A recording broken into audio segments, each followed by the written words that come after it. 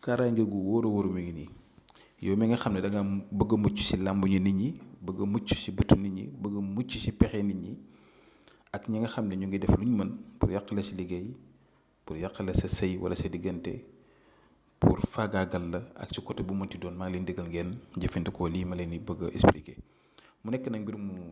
doy waar moo xam ne ku ko gis dana ko xàmmee ndaxte boo xoolee ñaari côté bu si nekk rek danañ si soxla juróom-ñaar boole ko war a ba sóori ak juróom-ñaari xay yoo xam ne bokkuñ fu ñu jógee maanaam juróom-ñaaru xay ba pare dañ koy ow nit ki takk ko dañ koy liggéey nag si turu nit ki ak turu yaayam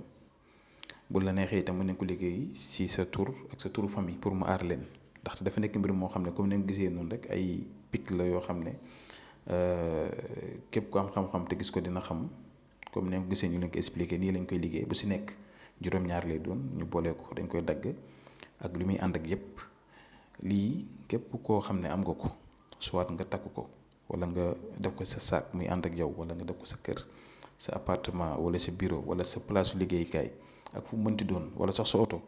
yàlla daan la aar sàmm la ba nit koo xam ne mi ngi am ay pexe yu bon moo xam dafa la bëgg yàq sa liggéey moo xam dafa bëgg yàq sa der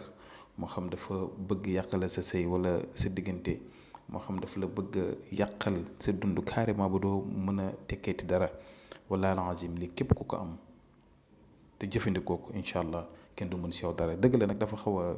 jafe pour expliquer waaye képp ku ko soxla rek bu ñu yónnee message si numéro di affiché si écran bi ñun dañoo xool naka la ñuy def mën si dimbalante